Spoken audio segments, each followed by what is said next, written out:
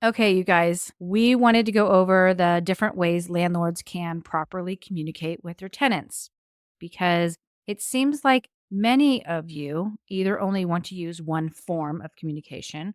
So, like you only want to text, or you only want to speak on the phone, or you don't want to speak to them at all and deal with them whenever they actually communicate with you using their preferred method of communication. There are times when texting is perfectly acceptable and times when it really is not a great idea. Same goes with email.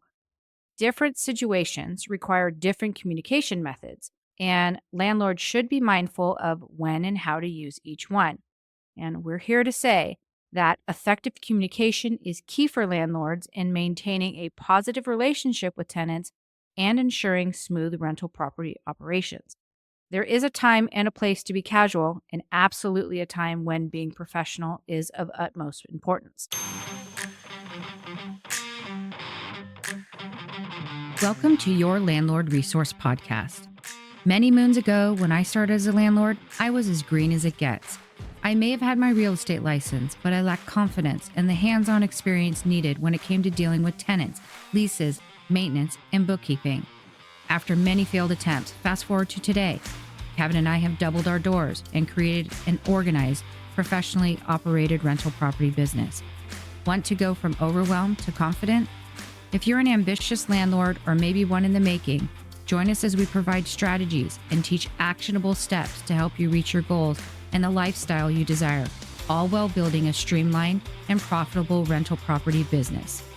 This is your Landlord Resource Podcast. Hello there, everyone. Thanks so much for tuning in and listening to the Your Landlord Resource Podcast.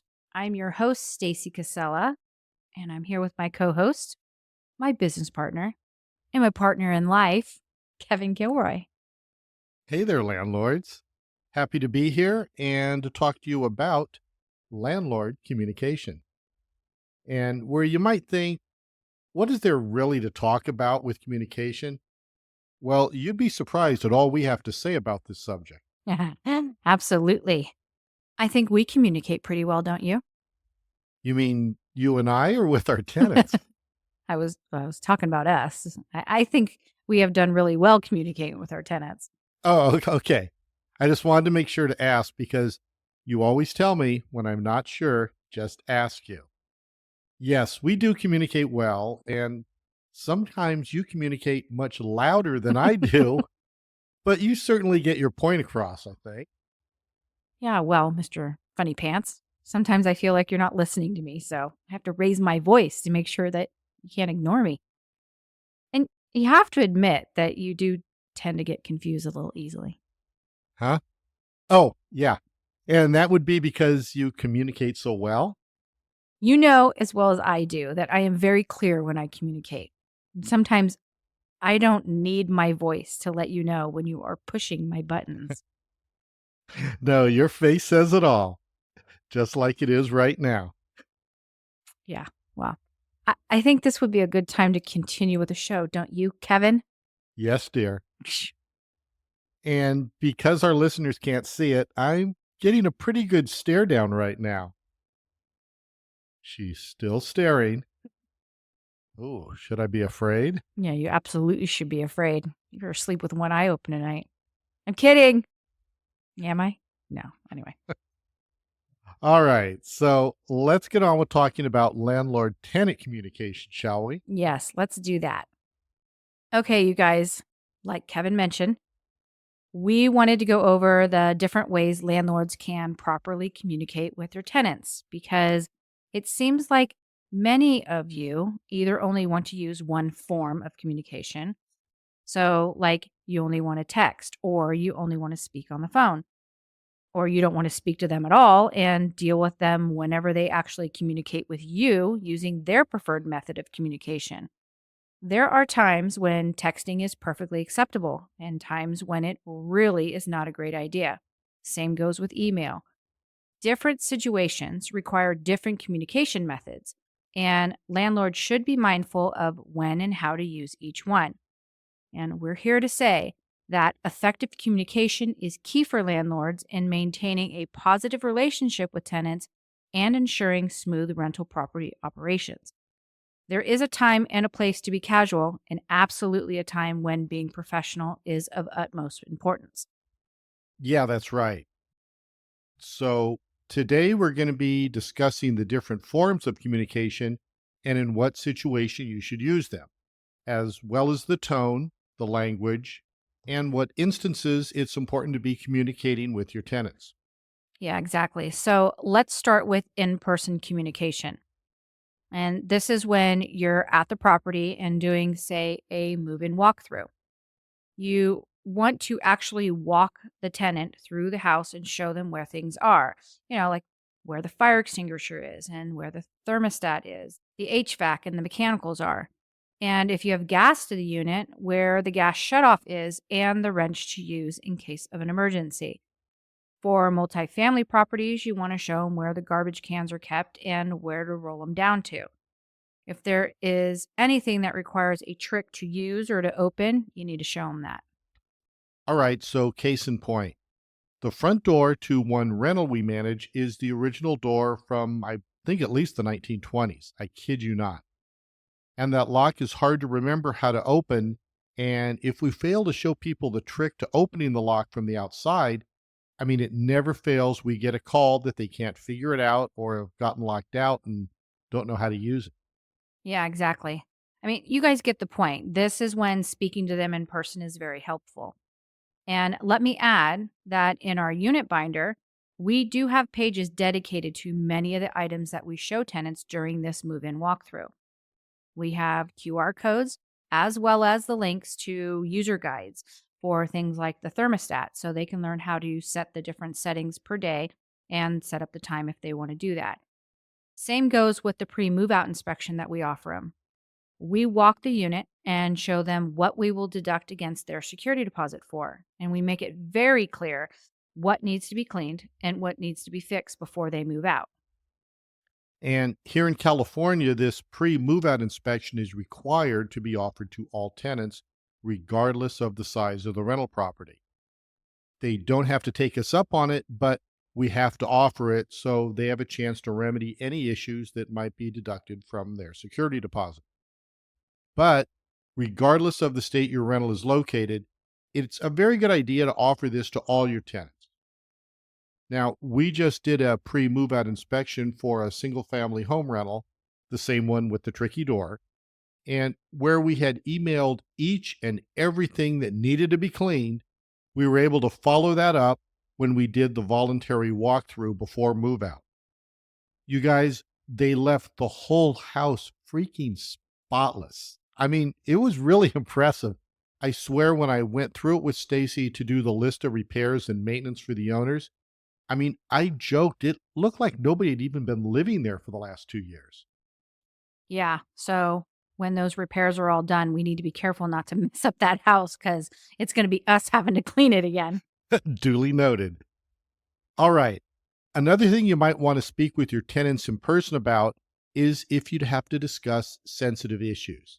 So, if the tenant is upset about something or you have to discuss the ramifications of unpaid rent that could lead to an eviction, then this can be helpful to meet face to face. Also, a good time to talk to your tenant in person is if there's a repair that's been made due to their negligence. You should show them what went wrong and why. So, for instance, the garbage disposal doesn't work and you go over there to check it out and you find a bottle cap jammed in it. That is when you pull it out, you show them the cap, explain that metal cannot go down the garbage disposal and only in the garbage. Yeah, it's a true story, by the way. It sure is. And it was almost kind of fun to see their face when I showed it to them. I mean, luckily, nothing was wrong with the disposal, so it was more of a hand slap to them than anything. But if it was broken, it's up to you whether or not you make them pay for the issue or not. Yeah. And that also depends on what you have written in your lease. Most leases these days do have a clause that if there is damage or something breaks as a result of tenant negligence, then the tenant pays for it, be it a bottle cap breaking the garbage disposal or flushing foreign objects down the toilet or mold in the shower because they refuse to turn the fan on because it's too loud. Yeah, I mean that truly was an issue that we had to deal with. For us, we go so far as to write in an addendum what kind of cleaning solutions and sponges they can use because using one of those green and yellow scouring sponges to clean the stovetop or the refrigerator door absolutely scratches it. Same goes with the vinyl shower inserts, swirl marks all over and no shine left at all. And after it's done, it is what it is. We certainly are not going to go replace the whole shower insert. But if you want to replace something because it looks so bad, like an appliance, and you have it written in an addendum of the lease that they cannot use anything but a soft cloth or a non scratch sponge when cleaning, then you are within your right to retain the replacement amount from their security deposit at move out.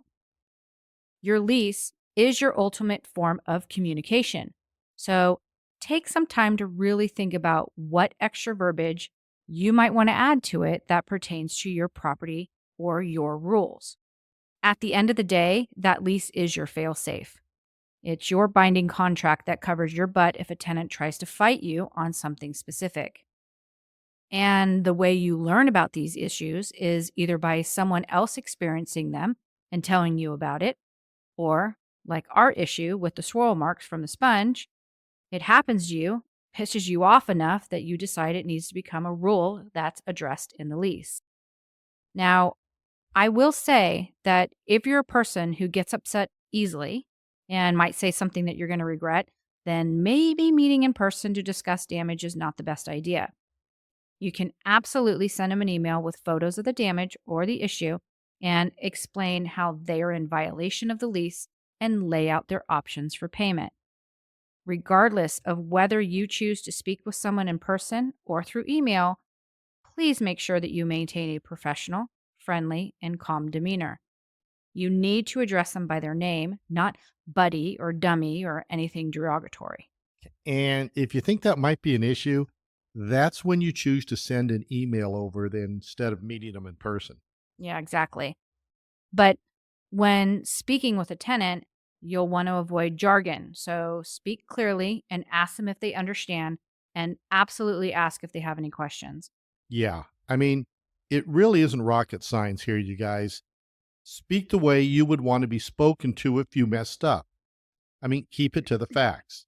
Discuss what happened and why it was their negligence that caused the breakdown or whatever that was broke. The garbage disposal is not working because this bottle cap was found wedged in the blades, and in order to remove it and allow those blades to move again, the entire disposal would have to be disassembled. Because it is less expensive to just replace it, I have authorized the plumber to do that. You'll want to explain to them that in their lease, they signed an agreement that if they damage any appliance, etc., they're responsible for payment.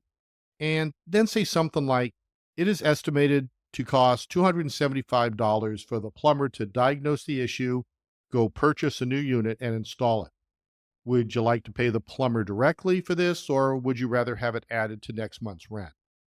I mean, yelling, getting upset, demanding an apology, any of that is going to do nothing to help you here. What's done is done. And if they are someone who gives a crap, which let's hope with your detailed tenant screening they are, then they will feel like an idiot.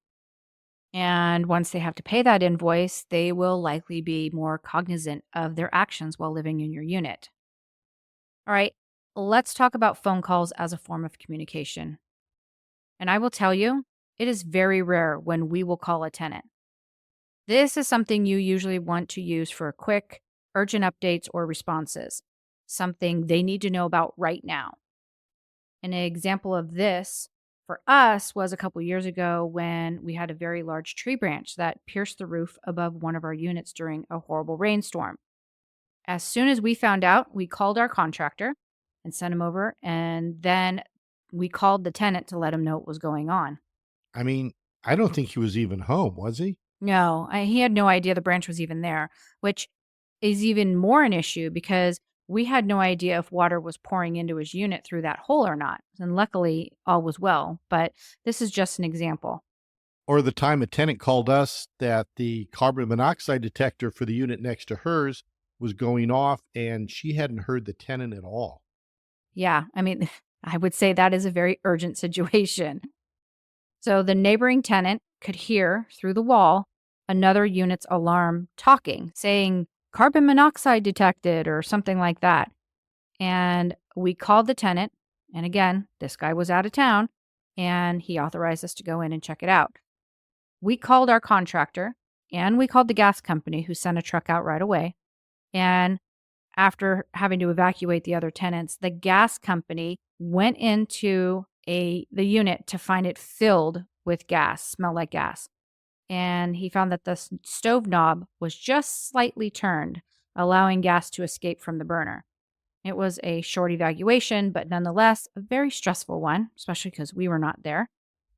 So imagine, what if the tenant had passed out from that CO2 poisoning or worse? And what if, when that gas company tech opened the door, there was a spark and a huge explosion? Yeah, so those are instances where we had to speak with the tenant urgently. No other form of communication would have worked here. Yeah. And you guys, that happened because when the tenant left for his business trip, he bumped up against the stove when he reached to grab something off the counter and knocked that gas range knob just slightly off. So it wasn't intentional, but stuff like this does happen. I believe our new stoves have that fail-safe in place. And when we do our move-in walkthroughs, we still mention that story for two reasons. One, to make people aware so that they check the oven or range knobs after use to make sure they're all the way off. And two, these particular units are rather small. And because the hardwire placement of our smoke and carbon monoxide combo detectors are placed in close proximity to the kitchen, we'll often go in and find they've been removed when we go in for an inspection or if our contractor Jim goes in for a repair. So, by using that story as an example of why they need to keep them in place at all times, even if they burn something when cooking, it is of utmost importance. I mean, that's a form of communication too, a storytelling and getting them to can be able to relate to something. So Yeah, think yeah, about things that have happened before and explaining those to your tenants as well. good point. Okay, a couple more examples of why phone calls are acceptable ways of communication. Now, if you get into a situation where your tenant is confused about a process or where there is a misunderstanding, call the tenant to explain. Another reason might be you're responding to a maintenance request that can be troubleshot easier over the phone. So, an example of this would be when our tenant texted that their front loading dryer was flashing a warning signal on the digital face, and it wouldn't turn on for more than a few minutes at a time before it would turn off automatically. I knew exactly what the issue was, and honestly, I was not pleased. But here it goes. I called him and very calmly asked them to remove the dryer lint filter or the lint trap and tell me what they see. And he goes, "Oh, it's really fuzzy with like an inch of lint." And it was at that point I had to explain to him that after each and every load they dry, that lint trap has to be wiped clean in order for the dryer to work correctly. He said, okay, with a tone that was like, well, how am I supposed to know that?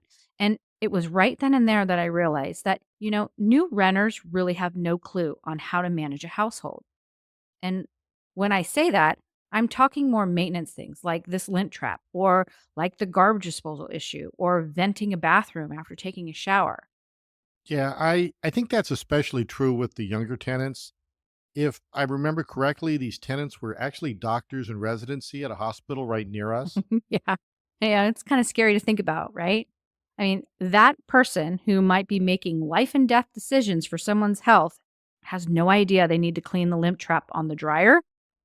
And sideline here, we now have these acrylic little signs attached to all our dryers that reminds them to clean the lint trap. And we picked them up on Amazon and they're perfect. So they're good quality, clearly written, they look professional, they're self-sticking, and they come in black and in white. So we'll link those in the show notes if you want to check them out. But anyway, if you need to call and walk a tenant through the steps to remedy a maintenance issue, go ahead and call them. Now, here's when you should avoid a phone call: to discuss disputes or disagreements, because often These calls can lead to emotional responses and miscommunication, and written records may be needed later should a legal event come from it. Also, avoid calls when detailed documentation is necessary.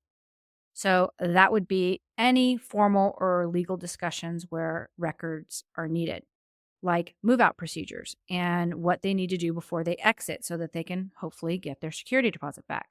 Or after a unit inspection, where you send them your findings, your photos, and refer to any timelines for follow up on repairs or lease violations. Those are instances where you absolutely do not want to call or speak with the tenant in person. And finally, if you do have a personal phone call with a tenant, keep the conversation professional and concise. Use a friendly and a helpful tone, especially if the tenant is requesting something or has a concern. And lastly, now listen closely to what I'm about to say. Anytime you have an in person or a phone conversation with a tenant that has anything to do with your rental, you must follow up in writing, usually via email, with what was discussed and what the next steps are that you will be taking to remedy the situation. Yeah, 100%. I mean, often when we're on site working on another person's unit or dropping something off in person to a tenant, we'll have a tenant stop by and ask us a question or tell us when something in their unit is needing maintenance.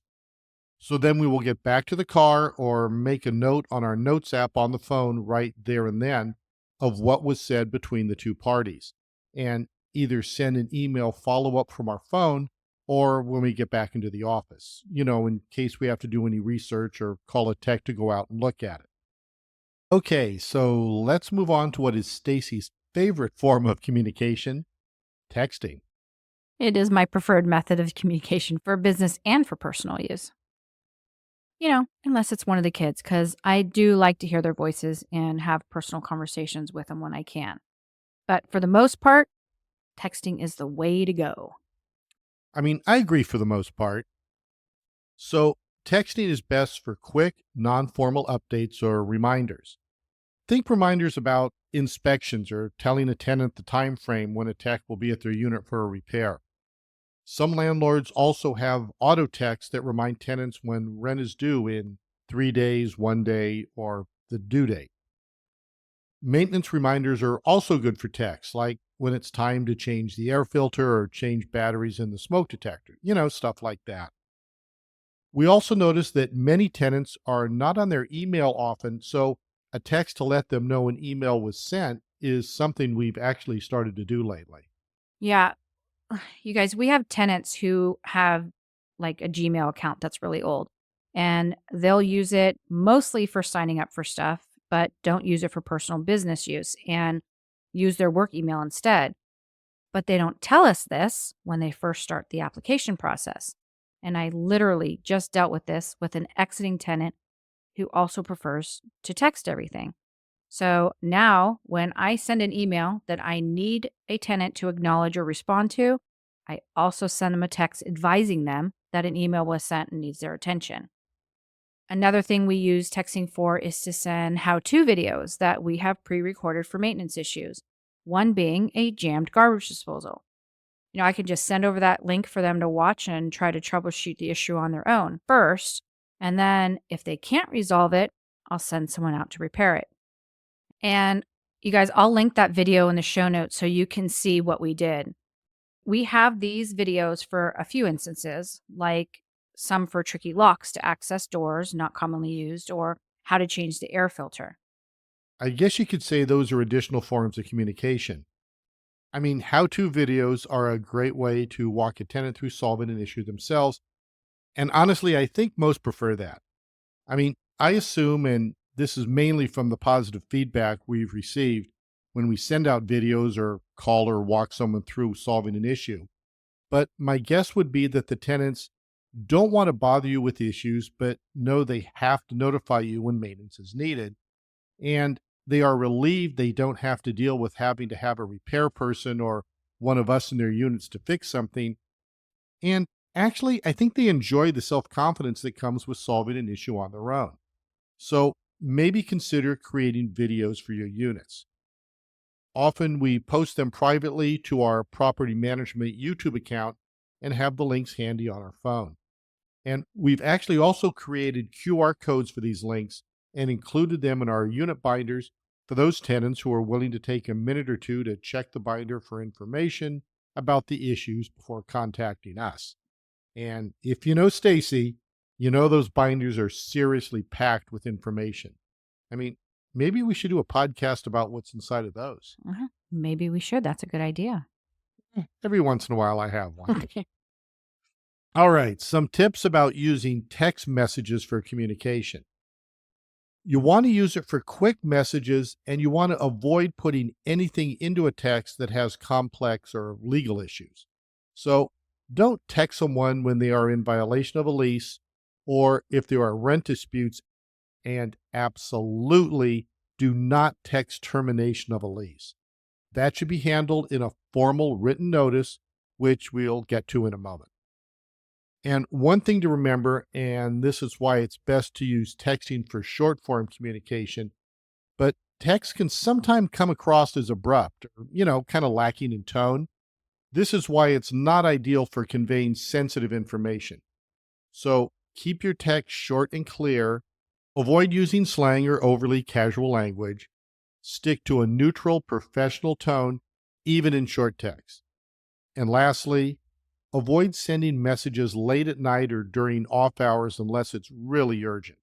I mean, many people don't turn off their phone notifications when they're sleeping, and the last thing you want to do is wake someone up when sending a video on how to fix the garbage disposal. Yeah, texting is like phoning someone. So be conscientious about the time of day. And something to remember if your properties are out of state and there is a time difference as well. All right, I'd like to move on to email communication now. And I do know that we have touched on it a little bit already, but email is the best to use for formal notifications and documentation. We use email for such things as inspection notifications. We just mailed them out today. We will email them 1 to 2 weeks in advance to give them the date of the inspection. We will list out what we'll be looking for during the inspection, and we ask if there's anything that they know of that needs maintenance or attention. And we also ask them to let us know if they're going to be home working and if there's a time frame that works better for us to be in their unit. So this allows us to schedule our techs who need to get in there to check the HVAC units or mechanicals or roofers or appliance repair people to come and do needed repairs when we're all on site, and anyone who we might be getting bids from. Like this time around, our electrician is going to be coming to look into running fiber optic internet throughout the building. This is so we can offer it as a service to tenants instead of them having to handle it on their own. So if it all works out, we'll make a little on it and look more professional, like a one-stop shop, edging out our competitors in the market. And also in our upcoming inspection, as we've said before, our contractor Jim is there with us. This time around, he'll be inspecting each unit for leaks under sinks, toilets, and appliances like washing machines and the dishwashers. He's also doing any preventative maintenance like changing out water lines, toilet guts, and logging which units need updated lighting. And that's something we've been slowly working on when we flip the units. Removing old incandescent fixtures like vanity lighting and, those old booby lights in the hallways and fluorescents in the kitchen, and replacing it all with LED recessed lighting that lasts forever, and it really cleans up the unit and modernizes it. He will also be inspecting the 4 sets of stairs we have on the property looking for dry rot, and all of the siding looking for gaps where pests can enter, so he can schedule any preventative maintenance and stay ahead of issues arising down the line. If you want to hear more about our inspection process, check out our episode, The Importance of Rental Property Inspections, at yourlandlordresource.com/episode 4. As always, we will link that in the show notes. Yeah, and you guys will also link the inspection checklist that we use for all of our inspections. We charge a small fee for it, but you can use it over and over for all your units once you purchase it. Yeah, I mean, it's $10 and it's really a small price to pay. It's 6 pages And the checklist covers all areas inside and out, up to 4 bedrooms and 4 bathrooms. Okay, I guess we kind of sidelined on inspections here, but we use email for many more notifications, like lease renewals, where we offer a renewal with usually an increased rental amount, what competitive units are going for in the area, and also incentives for signing a renewal. And although it's rare, email would be used if someone's lease was expiring and you weren't renewing their lease and why. Although, depending on your state and local landlord tenant law, you would likely be better off to issue a formal document or form via mail for this. We also use it for move out or unit exit procedures once someone has given their notice to vacate, or if there are policy or service changes, like when the snow removal will begin and when their cars have to be moved, or maybe changes to trash pickup schedules. We also email for non urgent notification of certain events. So these would be notices of someone coming to work on the property and the tenant needs to know. Like a couple of months ago, we had a power washing company go out and power wash one of the buildings and clean the gutters. This meant that the tenants might be disrupted by noise and people on ladders, stuff tenants need to know about. One thing we like to do is send an email around 2 weeks after move in to see how everything's going with the tenant. I mean, this gives them a chance to respond with questions or clarifications on something. And, it also shows we care about their living experience in our units. We send emails with holiday tips, and this would be mostly around 4th of July, Halloween, and other holidays when tenants tend to have celebrations at their homes with guests. So the reminders would be about safety with regards to making sure the walkways are clear, notifying us about any exterior lighting that may not be working, or lease clauses about open flames, explosives, and grilling and frying foods.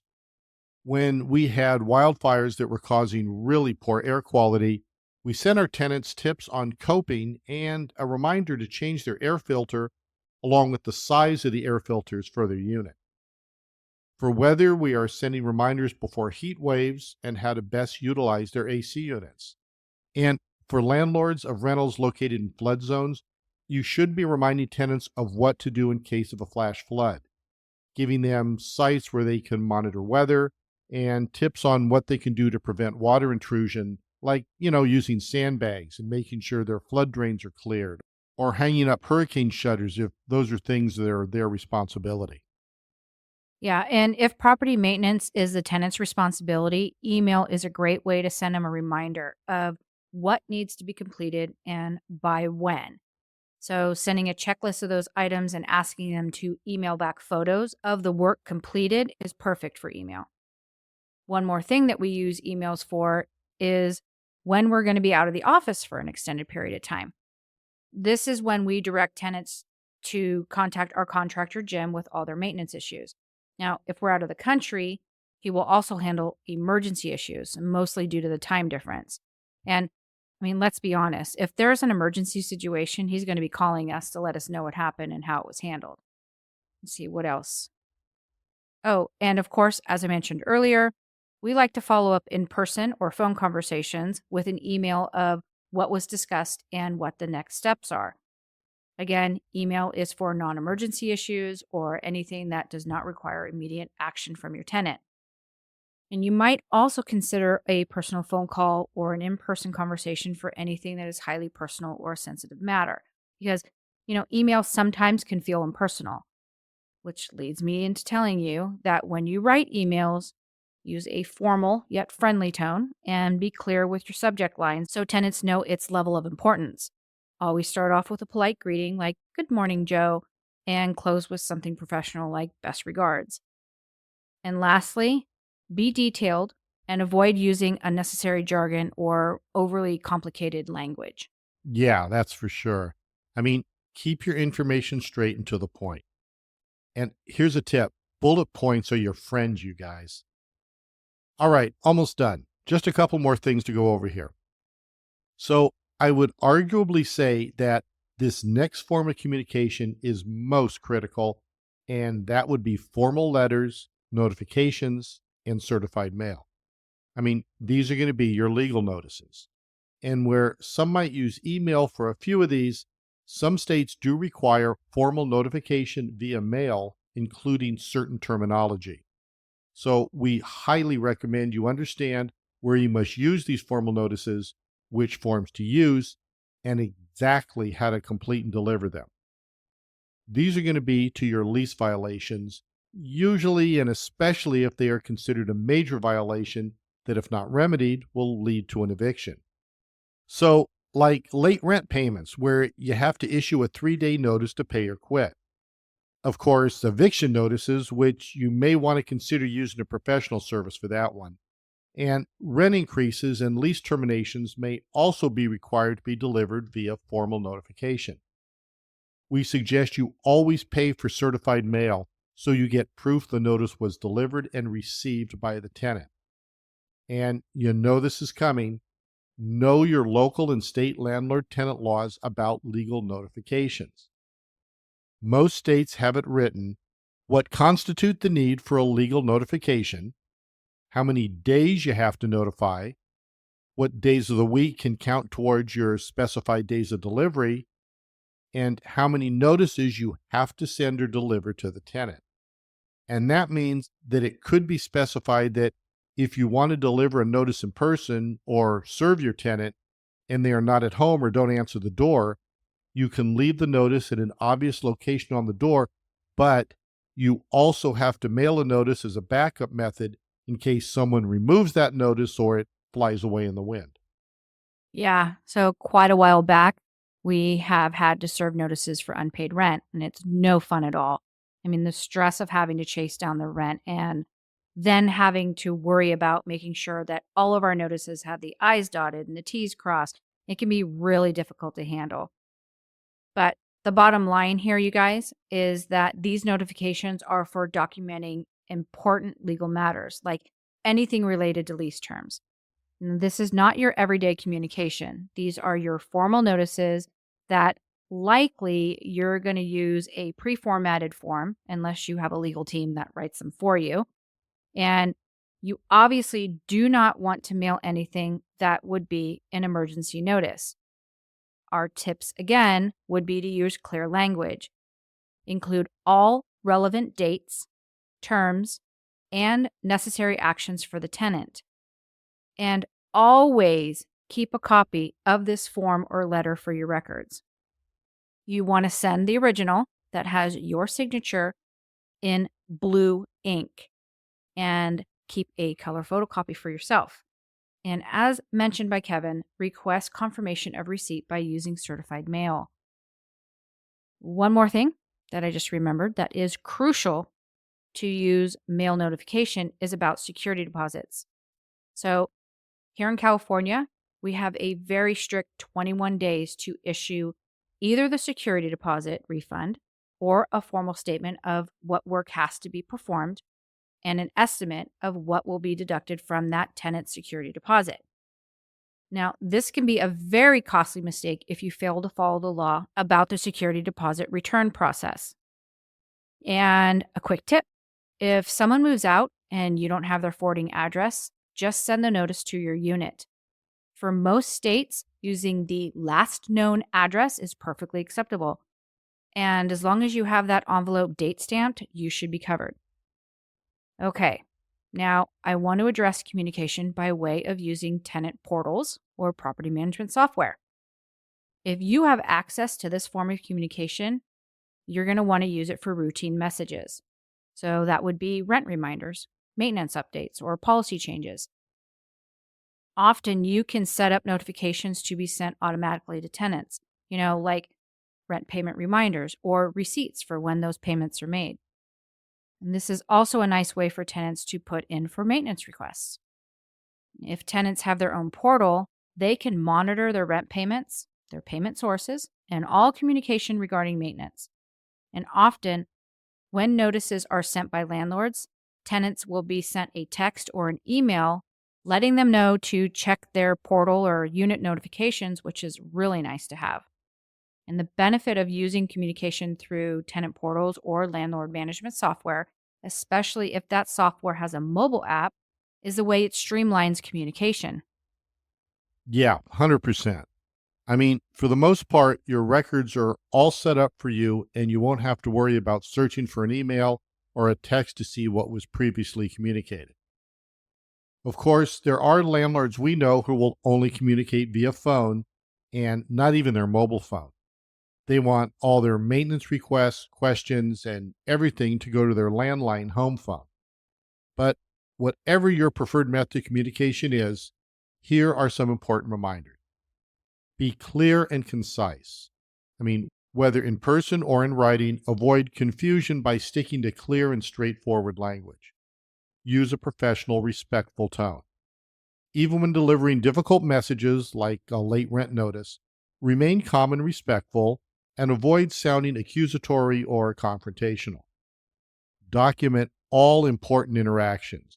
So, after phone calls or verbal agreements, follow up with an email summarizing the key points to avoid misunderstandings. Be timely with your notices. Respond to tenant concerns as quickly as possible, especially regarding maintenance requests. Prompt communication shows that you respect their time and they should respect yours. And lastly, set communication boundaries. Let tenants know when and how they can best reach you. If you have office hours or emergency contacts, they'll need to know this. And putting it in your lease and unit binder are great ways to keep it easier for them to find. Yeah, and just remember, it is important to balance availability with your personal boundaries. So, we hope that these varied communication methods give all of you flexibility in handling different situations effectively and helping maintain strong landlord tenant relationships while making sure to protect the interests of both parties. All right, you guys, we know that was a lot to absorb, but we hope you enjoyed this episode and got a little bit of information out of it. If so, would you do us a favor and leave us a kind review of the podcast so that other landlords can find us too? If you want to hear more, follow or subscribe to the podcast so that each week those episodes are downloaded right to your favorite podcast platform. And we'd love to stay in contact with you. In the show notes, you can find links to all the downloads we offer, ways to sign up for our free newsletter, and the waitlist for our upcoming course on tenant screening. There's also links to our private Facebook group that is just for self-managing landlords, and our social media accounts on Instagram, Facebook, and YouTube, where we share very informative and detailed tips and tricks for landlords. So go check those out. I think that's about it. Thanks again. And until next time, you've got this, landlords.